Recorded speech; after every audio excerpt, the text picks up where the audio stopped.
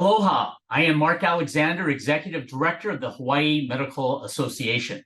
Thank you for joining us for today's Conversations at HMA, a program which features discussions with physicians and other thought leaders in the healthcare arena. Once again, this week we have a special edition open to the entire community. Maui wildfires, Lahaina healthcare efforts, re-entry for survivors, with Ms. Noelani Ahia, Dr. Kalamaoka'aina Niheu, and Dr. Elizabeth Ignacio. Before introducing our guests, I want to review the format for our program. We'll begin with an opening presentation by our guests for about 20 minutes. After their presentation, we will move to a Q&A session, which you are invited to submit questions to, and you can do so throughout the entire program by using the Zoom Q&A function. Please type in your questions, comments, suggestions, ideas throughout, and we will feature as many as possible after the presentation. We will end the formal program by 1 p.m. We want to hear from you. You may also email us at info@hawaiimedicalassociation.org or contact us via our website, hawaiimedicalassociation.org. It is now my pleasure to introduce our very special speakers. Ms. Noelani Ahia is a healer, activist who works to protect what we love, Aina, Kai, Vai, Iwi, and each other. Trained in traditional East Asian medicine, she has been delivering acupuncture and herbal medicine to the Maui community for 15 years. In 2017, she co-founded the Maui Medic Healers Hui with Dr. Kalama, and in 2019 spent 8 months on Mauna Kea tending to our lahui. Genealogically tied to Lahaina, Maui, she founded the Maui Medic Healers Hui after the devastating 2023 fires. Dr. Kalamaoka'aina Niheu is a Kanaka Maoli family physician and associate medical director for COVID response at Lifelong Medical Care. She is also the co-founder of the Standing Rock Medic Healer Council, where she created the template for the Maui Medic Healers Hui and now the Maui Medic Healers Hui. She was the physician for Onipa'a na Hui Kalo, a Hawaii-wide coalition for the revitalization of Native Hawaiian traditional kalo farming and food sovereignty. Dr. Elizabeth Ignacio is an interventional radiologist and board president-elect and chair of the advocacy committee of the Hawaii Medical Association. Since 2022, she has served on the Hawaii Medical Board. It is my pleasure now to turn over the speaker and the video to our presenters. Mahalo. Good afternoon and welcome everyone to this discussion.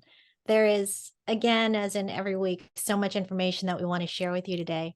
And we surely will not get to everything, but we're going to continue these conversations for you all, for our community. Today's focus is, of course, on Maui, our recovery and healing for Lahaina, for all of Maui, and for all of those impacted from the wildfires in our state. Our symbol of recovery is the ulu tree. Our recovery work is bringing together community doctors of all fields, the nurses, nurse practitioners, PAs, pharmacy, therapists, healthcare technical and healthcare administrative support staff from all parts of our island as well as our state. And I begin, as I did last week, featuring our healthcare leaders who are spearheading these West Maui efforts directly, putting faces to the names you've likely been hearing much about. This is Dr. Jerry Livaday. He's an internist for Kaiser. He's a longtime healthcare leader here in Maui and deputized by our Mayor Bisson to lead local healthcare recovery efforts. Dr. Vijay Ayasananda, also deputy of the Department of Health and Maui Health, co-director of our emergency department. Dr. Lauren Pang here, who is our health officer of Maui County Department of Health.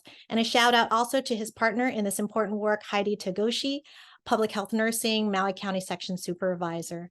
Here we have Dr. Colleen Inoue. She is a well-respected OBGYN physician of Maui. She is the president director of the Hawaii Independent Physicians Association. Dr. Kimi Uchi. She is one of our Maui physicians born and raised in Lahaina. She is a family practice doctor heading Kaiser mobile clinic efforts. We have Dr. Vaz and Sandra Laiji. Dr. Vaz is the leader of the Malama Ike Ola, our FQHC here in Maui. Sandra is also joining us from Queens Health System. She's the VP of Patient Care and Behavioral Health. And also Dr. John Oliver, who is with the Hawaii Department of Health's Behavioral Health Administration. He is the service area administrator and oversees Maui County Community Mental Health.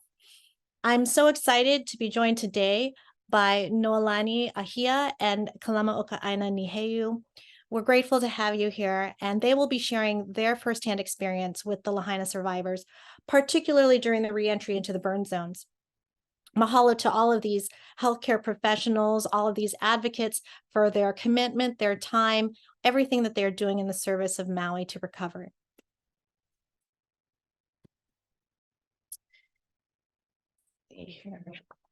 So let's begin. Where is Maui today, October 2nd, on this 56th day following the fires? This is a visual aid that our Maui community providers are tracking. At our weekly meetings, we have emerged from the acute events. We've helped our people through the immediate physical emergencies and achieved a relatively stable situation where the threats of active fires and the injuries have been addressed, the physical injuries. Search and rescue efforts are nearly concluded, and we are well into the difficult stages of grieving here in the yellow. So this is basically unchanged for 2 weeks, and it may not move for a while. As Dr. Livaday states, we are in the trough of the grieving period, and certainly we will come out on the other end. We know this will take a long time, and the progression will not necessarily be linear for many along this path. People will grieve in their own ways and in their own time, and as healthcare professionals, we will support this. Heidi Tagoshi of DOH, she's the one who provided the latest updates on the West Maui clinic shown here on this map. The medical sites are moving along, providing services, medical, pediatric, dental, podiatry, vision, hearing. This map shows many of the sites, about 11 or so of them, and the Maui community practices that are involved there, you can see listed. There are more consolidations. The clinics at the Lahaina Comprehensive Healthcare will continue. The Kaanapali Beach Resort Clinic site will close October 6th. Napili now has more providers on both sides.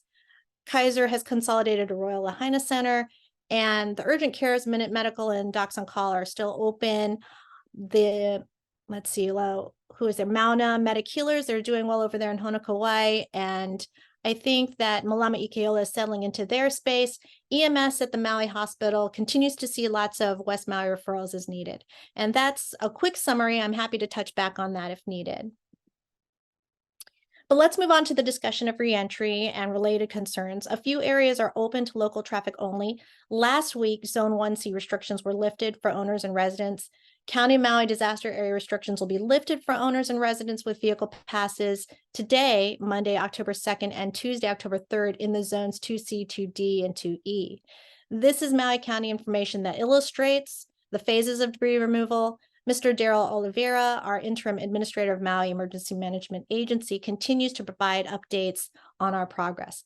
The most caustic materials are removed initially, and the public owners and residents are permitted back in order to retrieve lost items if possible, document losses for insurance, the needed cataloging, the photographing, the documentation, but most importantly, perhaps, to promote personal healing and closure. Let's see here. Dr. Andrew Miller of California, he had joined our guest as a guest to our Kokua Hui and shared his experience of recovery and reentry with the Paradise Fires of 2018. For your background information, in addition to the Maui fires, there are 3 wildfires that took place in recent years that were listed among the 10 deadliest in U.S. history, including the Camp Fire in Paradise, California in 2018. That killed 85 people. It forced tens of thousands of people to flee from their homes during the flames that took 19,000 buildings in Northern California. Dr. Miller was the county health officer there to serve before, during, and after the relief and recovery efforts from the Paradise Fires. And we asked him about the California disaster, what was evacuation, shelters, and recovery were like. He stated that similar to West Maui conditions, Butte County had had high winds and rapid fire spread. We discussed the risks of reentry of residential ash. We went over some toxicology data from UC Davis that's led by Thomas Young. He's done most of the extensive work on residential ash, but it's still difficult. The data and evidence are still slim, and the concern is great. So West Maui providers encourage the public to wear their PPE, and we continue education efforts on the risks and dangers of reentry. They remind us, don't use leaf blowers, don't use fans. I'll let Dr. Niheu and Noelani Ahia go ahead and go over that in their section. But, we're still asking people to be very careful about the risk. Interestingly, I thought it was interesting that Dr. Miller stated that while the ash risks are significant, they can be pretty short-lived compared to the risks from the water contamination. So it's something that we need to just keep our eyes on. And in terms of the water advisory, this slide is updated from September 21, and I haven't seen any recent changes for water advisory. Diana Felton, our MD DOH toxicologist, is the one who reports on the risks and toxicity, and there continue to be questions about the water advisory. The Lahaina benzene levels detected are below dangerous levels. They're checking water samples, pressures, contaminants. They're reviewing all of the engineering issues. This is a long process with lots of safety built in, but bottom line, do not drink the water. We don't treat the water ourselves. The county objectives continue to be, they want to contain the sources of contamination and protect the water systems, eventually hoping to ensure source water is clear and safe to drink. And with regard to the air quality, I'll just say quickly, the air advisory is the same. The particles, the dust, the ash is very bad for you. We want people to wear their PPE. They've brought in and deployed 4 EPA elaborate air monitoring devices. There are 28 additional air monitor devices out there, and there's a very good website we can put in the chat for you, airnow.gov, which will give you updates. So the environmental assessments are ongoing, and they will help advise and inform West Maui recovery and reoccupation efforts. So with these risks in mind, the EPA personnel are on Maui to work with our federal, state, and local government to focus on the removal of hazard materials from fire impacted areas. Those substances include like gas cylinders, pesticides, paints, oil, fertilizer, ammunition, batteries. During all of this, the EPA is deeply aware and respectful of the immense cultural significance of the area. EPA has partnered with Native Hawaiian organizations like Na'aikane o Maui to hire local cultural monitors and archaeologists familiar with the community of Lahaina and overseeing and advising the EPA on this phase 1 process.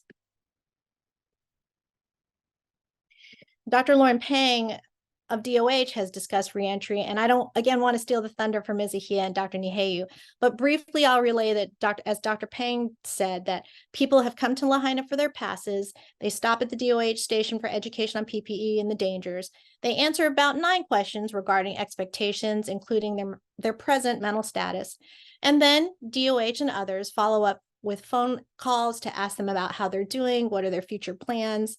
We look for signs of sadness, despondence, or any good signs of closure. Is there future orientation in their outlook after their reentry experience? So with that general description, I will turn over the discussion to our guests, Noelani Ahia and Dr. Kalamaoka'aina Niheu of Maui Medic Healers Hui, for more detailed account of their experience up close with our Lahaina survivors, as well as their perspective and recommendations on the process as we learn and move forward. Welcome, you guys. Thank you so much for being here with us. Aloha mai kako. Thank you so much for having us. It's such an honor to be here. Dr. Kalama, if it's okay with you, I'll go ahead and start. And I think we have some slides here, but I'll start by introducing myself. Noelani Ahia ko'inoa no Wailuku Maiau. I'm Noelani Ahia. I reside in Wailuku, Maui, but I have genealogical ties to Lahaina through the Pi'ilani line going back 22 generations. I think I am from Pi'ilani. So I have a deep connection and concern and love for our people. And so Maui Medic Healers Hui was created to step in at a time when there were some pukas right after the fire and make sure that our people were getting culturally responsive and local style care that they needed right away. So we've been out on the west side since August 10th, the Thursday after the fire. And when this opportunity to join the reentry movement was brought to us, we really felt like it was a good way to provide continuity for our local families. Many of the people in the community know who we are. We've established relationships in Pilina. Many of them are our own ohana anyways. So we wanted to be there on the ground so that we could make sure that we're addressing people's needs. So we attended the EOC meetings, the emergency office EOC. Sorry, I'm forgetting the acronym, but we've been in the planning with them for the last couple of weeks, trying to figure out how we set up services. So we are out there with a medical staff, mental health, sometimes clergy, and sometimes cultural practitioners as well. But I would say one of the biggest challenges that we've noticed is that there's so many people there from different organizations, and this has been true all around. Red Cross is there now. The folks who are doing the sifting are Samaritan's Purse and VOAD. MPD is out there. Fire is out there. We have National Guard out there, and then all of the county staff. So sometimes it's a little bit overwhelming for folks because there's so many people and they don't know where to turn. They don't know where to turn for help because there's so much help, and a lot of it is, it's all well-meaning help, but some of it is help that's not necessarily culturally sensitive and not necessarily trained, and some of them perhaps, I think, maybe even with a religious agenda. I interacted with some folks this morning who had been given a Bible after the folks met with them to pray, some folks from the continent. And that it was fine for that family, but it is a little bit concerning if we have folks who are out out on a missionary trip when this is supposed to be a helping trip. So it's just something to keep in mind that we need to maybe have some more conversations about to figure out if that's really appropriate for our people at this time or not. But the reentry process is such that folks will go get a pass in the days preceding their opening of their area. And in that process, I really want to thank Dr. Pang and his team for setting up a station where people pick up their PPE and then they can be educated about how to use their PPE, the importance of the PPE. And that's where they do the mental health screening as well, which is super helpful. So then what happens is they share that information with us. We share it with our mental health staff who's out in the field so that they can try to make contact with those people and make sure that they're stable, and that if there is any crisis situations, we can triage and get them the care that they need, and just protect them from whatever is going on with them. So I'm super thankful to Dr. Pang and his staff for that. The other piece of it is the PPE. So all of the PPE was donated.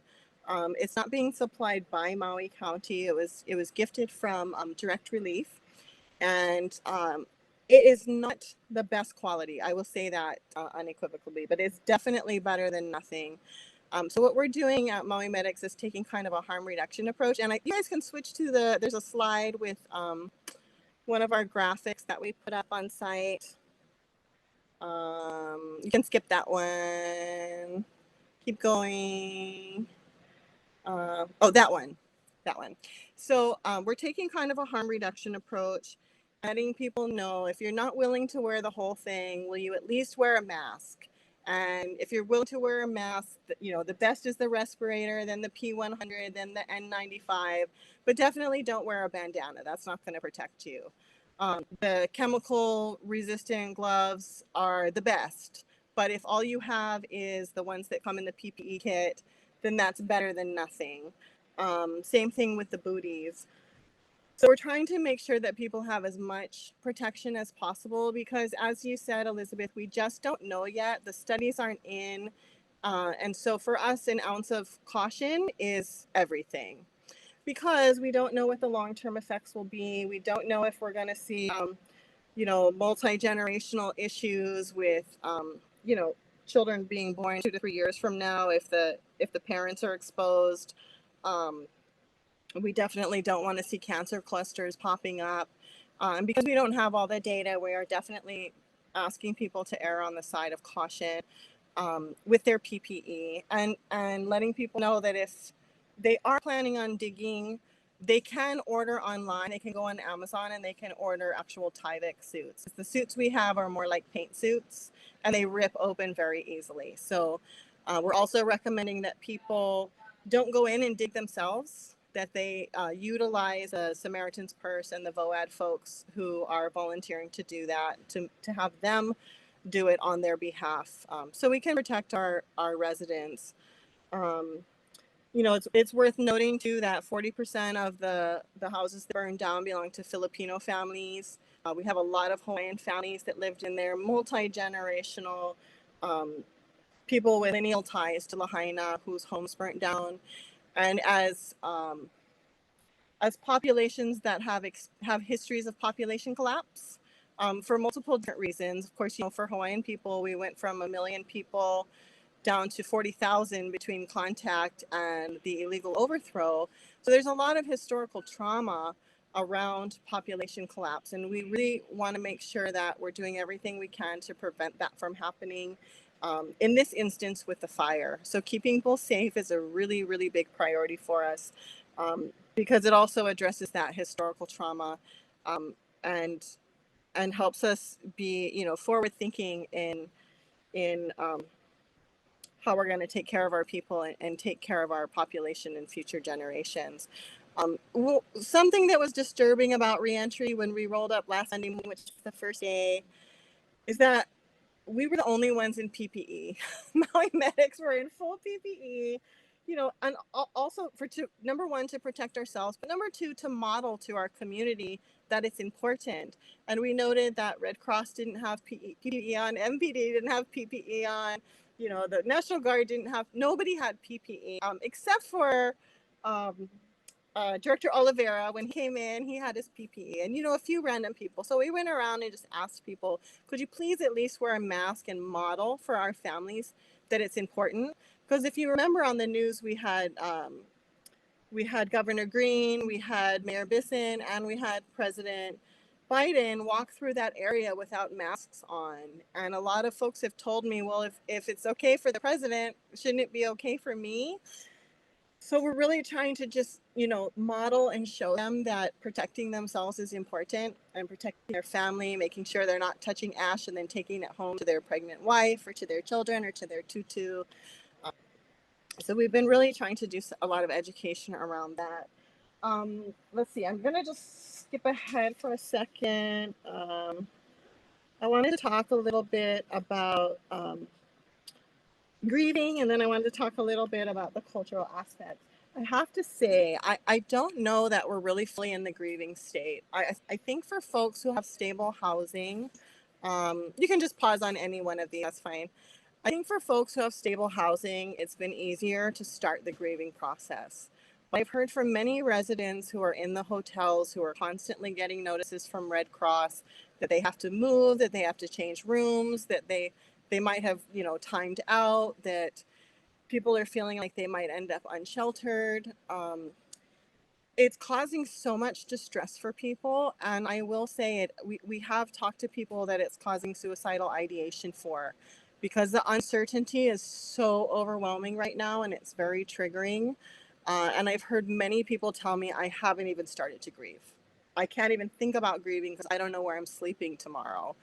And, you know, this is not to point fingers at any one organization, but there is a lot of lack of communication, and sometimes people get notices and they don't really understand what the notice means, or it's not languaged in a trauma-informed way, or they get a note slipped under their door that they have to be out in 48 hours. Or we had some people Saturday get a knock on their door at noon and tell them they had to be out, and they were literally piling their stuff in trash bags and waiting on the curb. So because of all these situational circumstances, it has been difficult for people to really appropriately grieve. And I think one of the things moving forward that we're going to be focusing on, our practitioners are not doing therapy in the field. We're still doing psychological first aid, and then we're referring to other practitioners and back to the health center here at the Civic Center, where I'm just sitting adjacent to. I'm actually in our storage closet right now for our reentry space. So, you know, we're referring people for long-term therapy and trauma work. But I think that one of the pieces that's going to be really important moving forward is collective community care. Right. So we're going to start bringing in some trainers soon to work with folks in the community, to train community leaders how to hold healing circles, not for therapy, but just so people can start to hold space for themselves, because we're finding a lot of people they're not going to walk into a clinic that says mental health. They're just not. It's not the norm for them, and there's a lot of shame and there's a lot of stigma around mental health. So we're trying to meet people where they're at as much as possible when we're out in the field, but we're also looking at ways to train people so that they can grieve with their own community, because the cultural pieces of grieving are so different. And we've done training for our folks around Hawaiian cultural practices, around Filipino cultural practices. We've done Latino cultural practices, and in the future we're looking to add Micronesian, LGBTQIA, disabilities, and folks that sometimes are left out on the periphery of services. So we want to make sure that our folks are really well informed and trained. When we did the Filipino one and the Latino one, it was interesting. They talked about how they do not grieve individually. That's just absolutely not how they do it. It's collective. They grieve as a family. They grieve as a community. And I'm really hoping that we can spend some time talking with the county, and maybe seeing if there's room for these groups to hold ceremony in the way that they do it. If they need to have a dirge and march down the street singing their songs, like, let's make space for that. If they need to have, a big feast and they need funds because they don't have any money to make the food that they need to make, let's support that. These are the kinds of ways that our community is going to heal, in addition to therapy and trauma work. But I think the collective piece of it is going to be really, really important as we move forward, and making sure people feel plugged into community and have that safe space with their ohanas and with their larger communities. So I think I've talked long enough. I'm going to pass it over to Dr. Niheu. Thanks. So that was beautiful, though. Thank you so much, Noelani. Noelani is really the Maui Medic Healers Hui is like an umbrella organization that kind of tries to provide support to particularly Kanaka Maoli communities. But Noelani Ahia, because she is a Maui resident and genealogically from Lahaina, is the one who's in charge of the kind of a sister organization called the Maui Medic Healers Hui. So she's really the point of the spear in this particular struggle. Could you, Lisa, could you go to the World Trade Center slide for here? So just recently on September 25th, 2023, we just had the news broke that the number of fire department first responders who have died from World Trade Center, the World Trade Center response have now exceeded the people who have died, the number who have died during the initial collapse of the building and during the initial emergency. And so this is, we're seeing, like, these are some basic information that we got about the types of illnesses that have occurred with the folks from the World Trade Center. And unlike a lot of these other community fire types of responses, there's a lot more data specifically around first responders, because they're folks that have like a, it was nationally recognized as actually globally recognized as a tragedy. And they've also been following folks because they've been, they were employees. It's very different for places like Camp Fire and now Lahaina, where people are not employees. They're not going to get necessarily like workers' comp for it. They're not part of a united, a singular employer agency. So they're not going to be following these as much. So that even the campfire data and other types of fire data, the best data that we have from like basically destruction happening in an urban area, in an humanity involved area, is at the World Trade Center. As you can see that there's been aerodigestive problems in the 1700s for the responders, cancer 1600, mental health 736, and musculoskeletal traumatic injuries 30 for the first responders. And then you have the survivors as well. So we have a lot of really concerning longitudinal problems that we're going to have to be dealing with as a result of this.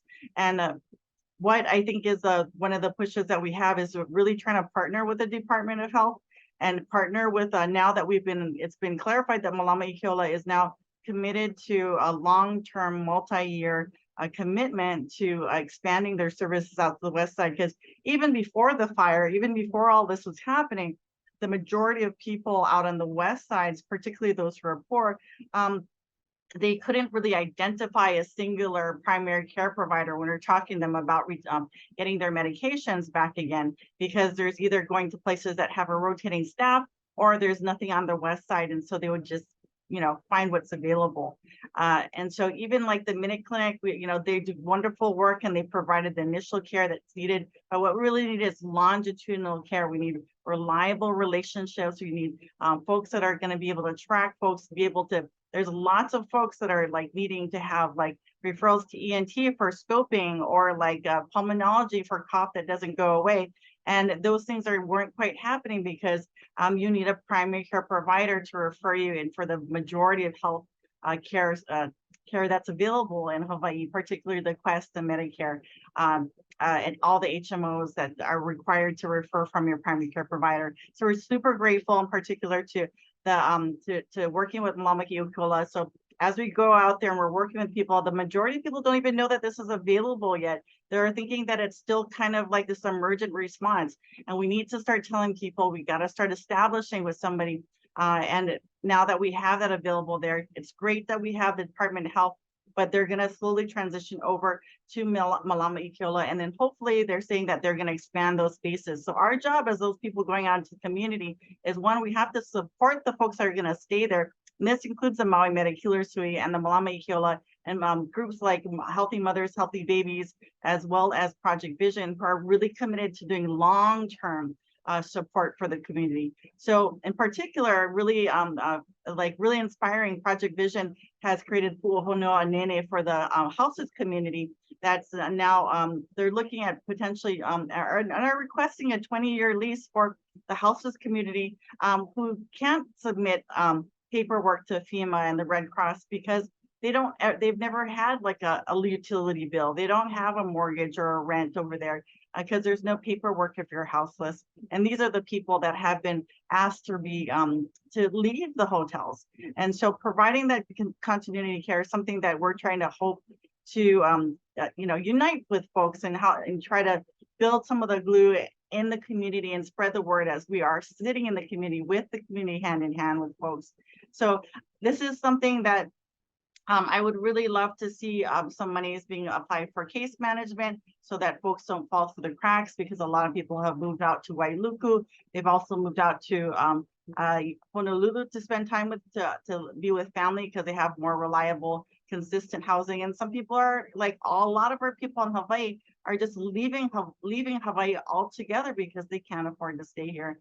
And the resources that they have right here are much less than they could and other places that have more resources, particularly from the neighbor islands compared to Oahu. So I think that really building up the folks who are like people like Noelani, people like Dr. Pang, folks in the with the Department of Health that are there, they're doing amazing, incredible work, and we really appreciate everybody doing that work. But we need people to help support it, because Maui can't do this on their own. I think if people want to donate things like Tyvek students, if they want to donate monies to the families, donate to the Maui Medic Healers Hui in order to make us possible for us to continue this work, because this work is going to be expensive, it's going to be long, it's going to be challenging, and we really invite everybody to come. If those of you who are wanting to have participate as volunteers, please go to our website at maumedichealershui.org. You can go to the website and there is a volunteer portal. There's also a donation portal as well.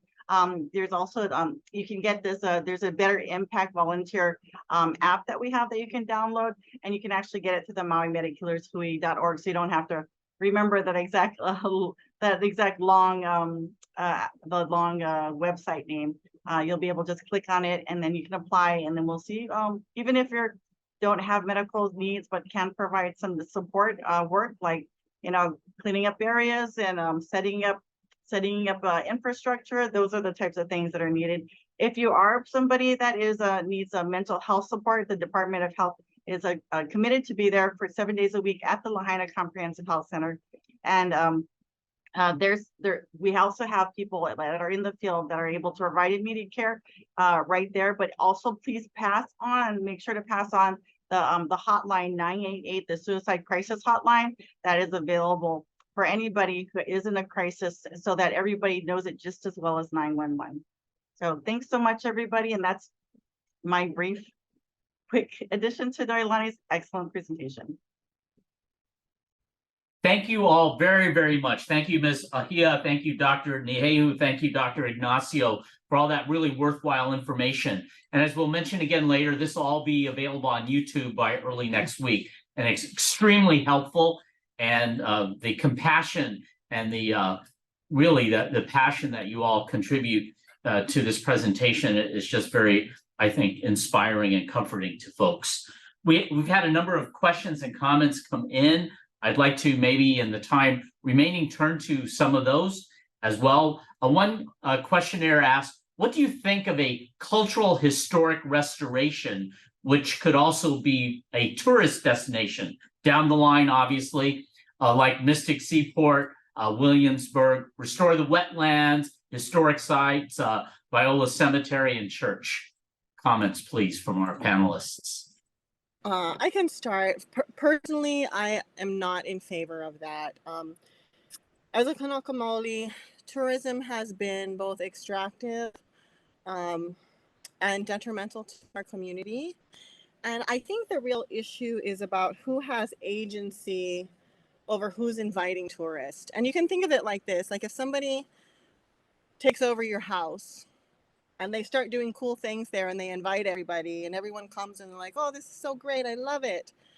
But you're in the corner like, wait, but this is my house and I didn't invite them.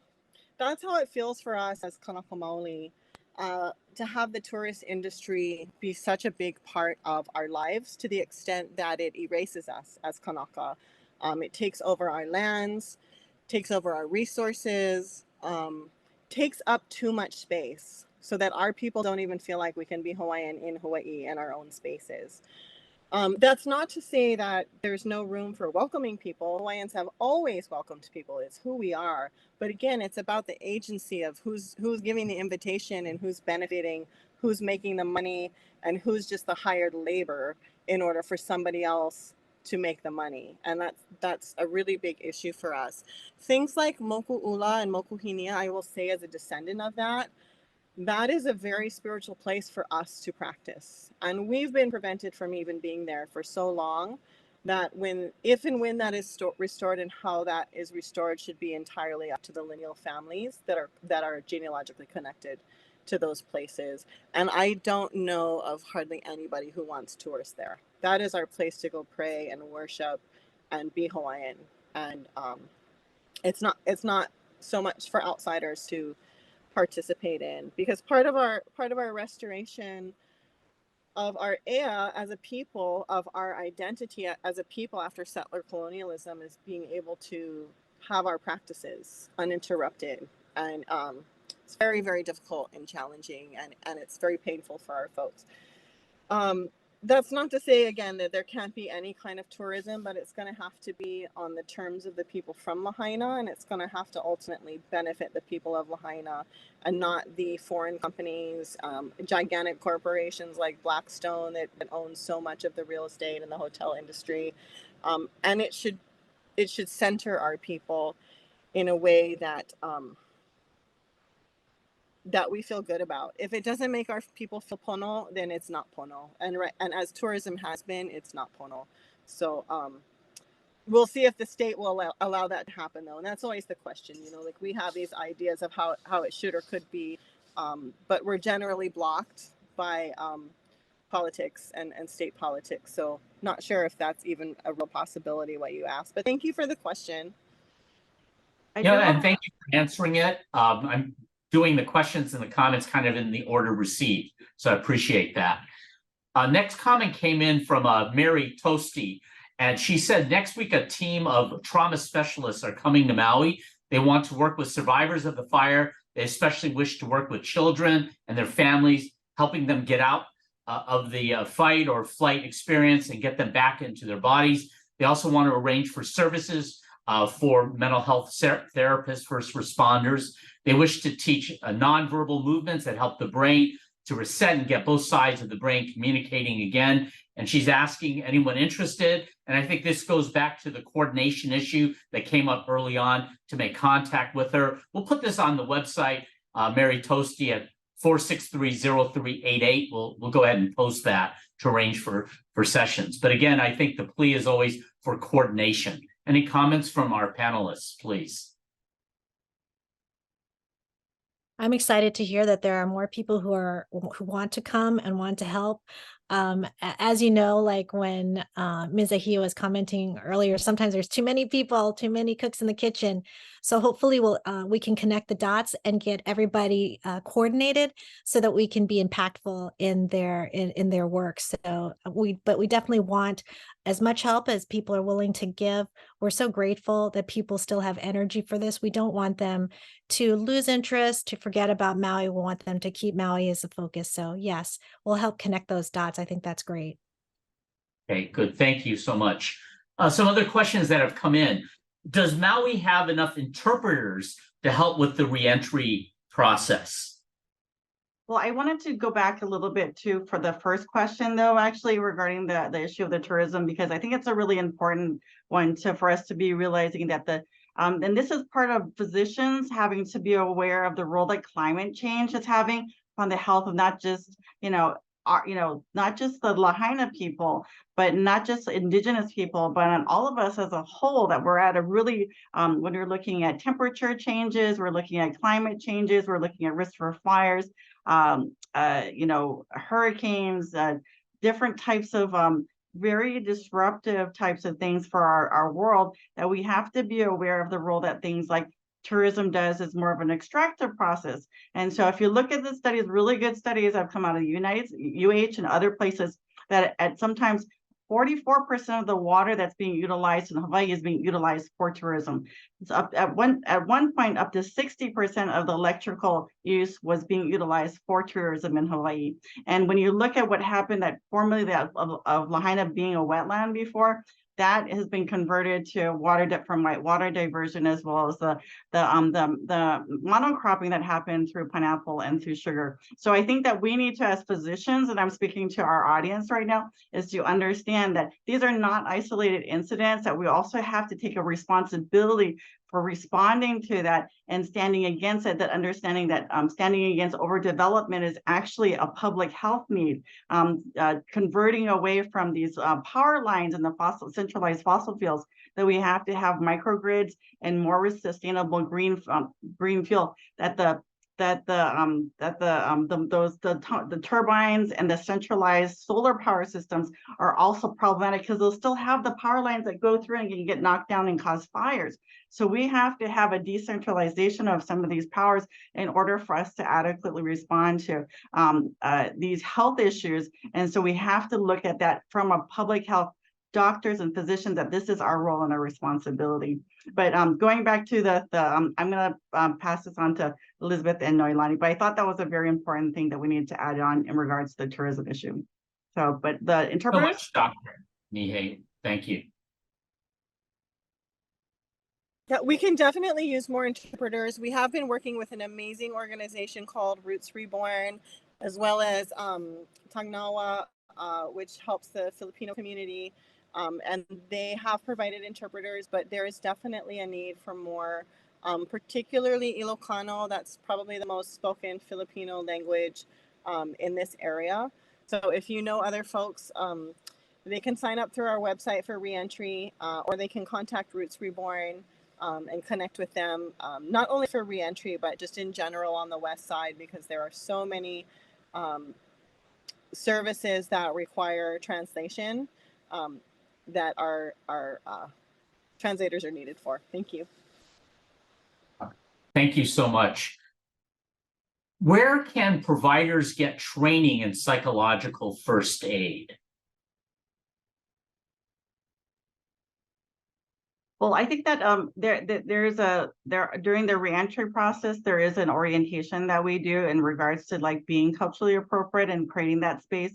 But I think that we're trying to utilize is people who actually already have expertise, whether or not it's Ho'oponopono, whether or not it is in as psychologists, psychiatrists, providers, to come into these spaces and to actually, I think some of the training becomes hyper training. The way that the current medical system is set up is that we just cycle through, like, it's so fast. We don't actually build relationships with folks. There's somebody that I know who had this real, a lot of severe psychological issues. And during that period of time that I needed to talk to them, it took 3 hours to have it happen. And we're not able to do that, in our current system that we're utilizing. So what we need to do is we have to create longitudinal systems. So while I think it's great to have support and systems, we need to support the Maui community. And I speak that as an Oahu-based provider, that we should be donating to, we should be donating monies to the Maui Medic Healers Hui. We should be donating monies to like Department of Health, direct monies to the community, to Roots Reborn. We should be donating to them, because people from Maui who are going to stay there, who are familiar with the community. There's people who are displaced who don't have any jobs right now from Lahaina, and they need jobs. We should be hiring them and paying them direct money to do a job that has respect. They have the community presence. They're going to be there. They're invested in the community, their families there. While I think it's helpful and I think it's absolutely critical, we need to be supportive and have support. One of the things I really want to push for is to just directly provide grants, monies, resources for longitudinal growth by the Maui and particularly the Lahaina community, for them to take care of themselves, because there's actually a tremendous amount of expertise already in there. And I think that the Maui community has a lot to teach us that we need to be doing, because they're doing it. Like, look at what happened at the hubs. We have to give them credit for it, and we have to give them the monies to do the work that they're doing now for free. And that's what's happening, is they're doing it now for free. We need to give it to them so that they can do it and not go into poverty and not go into pennilessness. There is, like she said, the Roots Reborn has been amazing, but I'm sure they could do with an infusion of like $500,000 into the organization, and then they'll have people that will be there long term for them and be able to provide those services. This goes back to what Noelani mentioned about agency, the importance of people having agency and supporting that concretely and practically, longitudinally, as you mentioned. Again, I'm going through these questions kind of as they pop in. Is there childcare and adult care sufficient for families who have children or elderly who cannot come into the reentry areas? Are those kind of logistical supports sufficient and in place? I'm going to say no. It's something that's been discussed, but there isn't really anything in place yet. If somebody wants to take that on and organize that, that would be amazing. Maybe Dr. Pang has some more information on that since we've last spoke, but I have not seen any childcare or elder care specifically for reentry. And, I will say this too. I meant to mention this earlier. We spent a couple of weeks planning for the first reentry, which was last week, Monday. And it was 24 houses. And I think we expected that there could be upwards of 200 people if every house brought 4 people. But actually, there was only 60 people the first day, and I think 40 the second. And it turns out from their questionnaires that a lot of folks had already come in to the zone. So they either came in the 2 days after the fire before it was closed down and National Guard posted up, or they came in on dirt bikes or, ATVs from the backside. And were able to go onto their properties, which, I totally understand folks wanting to do that. I probably would have done the same if I had lost my home. But it concerns me because that means there's potentially thousands of people who went in and dug in the ash, maybe wearing slippers and shorts, and definitely no chemical strength gloves that are probably already exposed. So I think it's something we need to watch for and look at as many kind of preventative treatments as possible, so that we can make sure that we're taking care of those people and be as proactive as possible at trying to prevent them from having any kind of long-term health effects from this. Thank you. Thank you. Dr. Niheu, yep.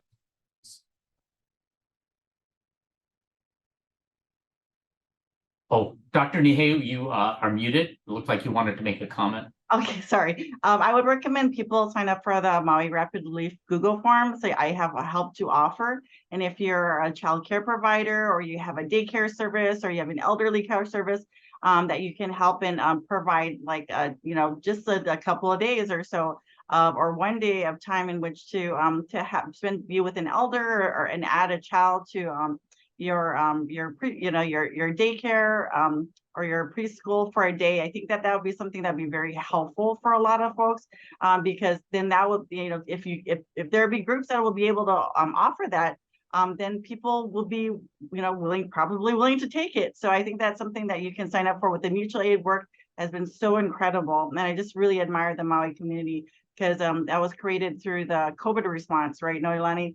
And after that, it just mobilized immediately in order to take care of folks. And they have a wonderful platform for folks to offer services, because those are the things that are not considered to be really glamorous, but absolutely essential.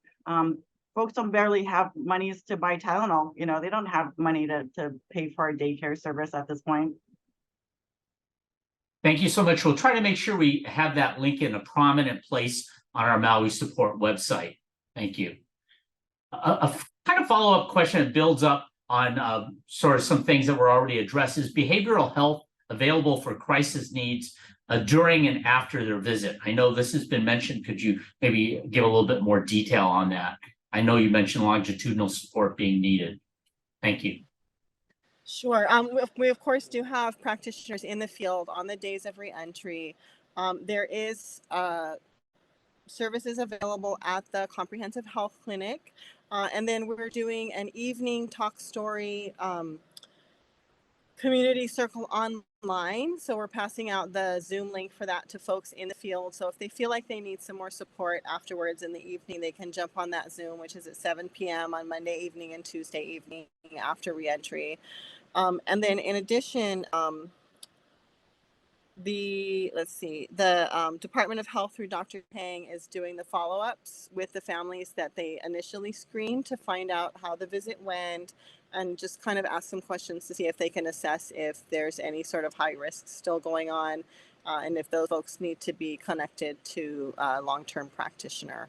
So that's what we have set up at the moment. We also have, of course, in our hubs, the Healer Hui's hub has which we have at Honokauai, as well as Royal Lahaina, as well as the new Pu'uhonua bodywork. And someone was asking about acupuncture in here. I'm actually an acupuncturist by trade. I have a master's in science and traditional oriental medicine, a very strong proponent of acupuncture medicine. I've seen it work for so many things, but particularly for stress and trauma. And there's a very easy treatment. It's 5 small needles in each ear called NADA. And it's been done a lot for PTSD. It's done with veterans. It's done for detox.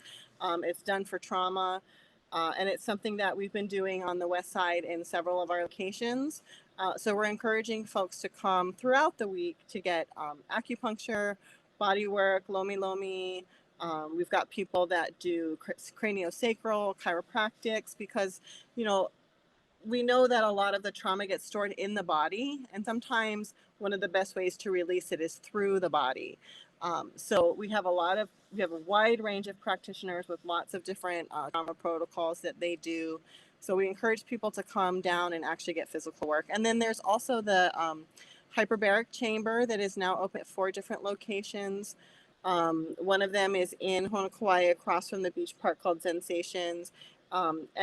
And reentry folks can go and get in the hyperbaric chamber, which is helpful for their oxygenation, but also for stress and trauma. So, we would like to continue to add more services for our community, but I think that there's a good variety of things that people can do, kind of something for everybody, hopefully, so we can reach people where they're at.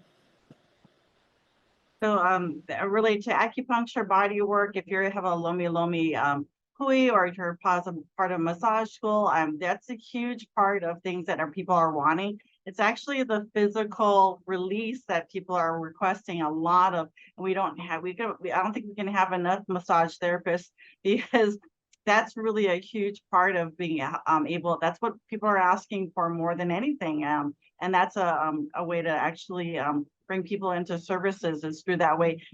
People are more willing to get a massage than they are willing to go to therapy, even though they do need some psychological help in trauma. But that's the thing that actually helps release it. And sometimes they'll come and get a lomi or a massage, and they'll they'll just cry afterwards, and you just sit with them for a moment. And that's the part of the things that, you know, if people volunteer with us, it's not going to be this fast paced every 15 minutes.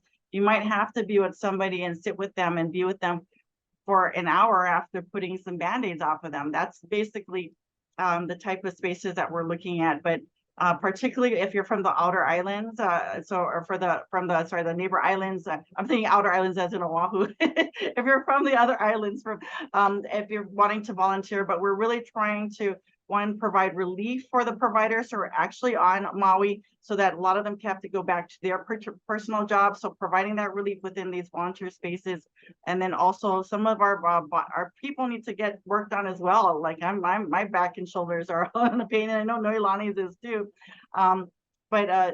We need to have people to come in to actually volunteer. We are kindly asking folks from the continent to not actually come in, because they're not going to be able to provide longitudinal support. And we know from our experiences at Standing Rock that there is a level of violence that happens when people have to constantly adjust to somebody entering into their space. And then if they come to rely upon, they leave the space. So if you are coming, we ask, like, if it's possible for you to come every Monday and Tuesday, not Monday and Tuesday necessarily, because we close down some of our hubs, but like every Thursday and Friday, or I try to go like every Saturday and Sunday if possible, so people can rely upon me, and I'm looking at to commit for the long term, so that people recognize me and I recognize them, and they feel comfortable with me, and that I'm not entering and creating this false relationship that will not continue through their trauma, because their life is so unsteady right now that the community needs continuity, because that's the thing that is the most that's been removed from them. So please join our we have opportunities for all different kinds of modalities of healers. So please go to our website and sign up and help support our community. Thanks for that, Dr. Niheu. Oh, if I can just add to that real briefly. Please. I know we're coming to the end here, but one of the reasons that I think our work has been really resonating with people is because we're so intersectional and so integrative, where we have Western doctors working alongside acupuncturists and mental health people, and really looking at the person holistically in a somewhat less clinical and less sterile sort of way, especially because we're doing a lot of this work outdoors and in nature. But it's been really helpful to work together, where we can do a warm handoff, or somebody will get body work, they'll have an emotional release, and then we can hand off to a mental health provider who can take them a little bit deeper if that's necessary and appropriate in the space. Or, a lot of times we'll just have our nurses go around and say, hey, can I check your blood pressure? And as soon as they get them in the chair and the person just is literally sitting with someone giving them attention and aloha, then they can have an emotional release, and then they can start to talk about their story, because now they're safe, they're sitting, it's a little bit quiet, and then we can bring in a mental health practitioner, or we can send them over for acupuncture to help clear it, or we can send them down to the ocean to brush themselves off in the kai and just sort of start to let things go. So that integrative piece, I hope we're modeling for the rest of the community, and I hope other folks will start to implore that more holistic way of approaching folks, so that they really feel safe and they feel seen. And the first thing that they're not hit with is fill out this paper and sign this form, but the first thing they're hit with is aloha. I hug everybody, but always with consent. We are trauma informed, and we don't ever want to bother anybody by touching them inappropriately. But can I give you a hug? And sometimes just that hug is the medicine that we both needed. And then, I'm sure all of you have experienced this who've been out in the field. But that piece of aloha is really the stability and the grounding that people need right now, as well as the continuity that Dr. Kalama is talking about. So I often tell our practitioners, if we have a day that's kind of slow, the point is not to just count how many Band-Aids we put on, or how many prescriptions you wrote, or how many needles you put in. The point is that we're here. People know we're here. We're going to stay here. They can trust that we're going to be here, and they're going to see these familiar faces, and we're part of that community. We're woven into the web of the community, where people feel that safety net. When other things are chaotic, they know that they have a place they can return to. And I think as many spaces like this as we can collectively create the better our chances of creating that community healing for people to feel secure in a very insecure and very distraught time. So mahalo. Thank you very much, Noelani. Dr. Ignacio, we'll let you close it out, and then I'm going to tie up our session with gratitude. Oh, well, I think that there has been so much the information that we've gotten today in this session. I'm just so grateful for Ms. Noelani Ahia and Dr. Kalamaoka'aina Niheu, because as part of Maui Medic Healers Hui, you guys are bringing so much leadership and guidance to Maui. We're so appreciative. And I think that all your comments about letting the people know what they have here, what the resources are, letting them lead the healing process is very important. And organically, how it's grown here in Maui to encourage that and to cultivate that is a big part of how we're going to be able to get through this. Many of us in Maui know that in this post-traumatic growth, if you want to call it that, we believe that ohana and family and community, that is the vehicle for resilience. And people who can reestablish community after disaster are more likely to be successful and happy than those who feel like they've lost completely their community. So we're so grateful for the cultural competency that you are infusing into this process of reentry. And we will continue to listen carefully to all the guidance that you're giving us so that we can help Maui recover and heal. Thank you for all of your work that you're doing and for all of the information you've given us today. I want to thank you all very, very much. We've had some excellent panelists once again. Thank you all for joining us for this edition. Special mahalo to our panelists, Ms. Noelani Ahia, Dr. Kalamaoka'aina Niheu, and Dr. Lisa Ignacio. And we thank all of you. We want to make sure that you know our Maui support webpage on the HMA website is regularly updated. We'll have the link to the YouTube video when it is released. We will make this program available on our YouTube channel by early next week, if not by the end of this week, with the additional links as soon as possible. Again, mahalo and have a great week.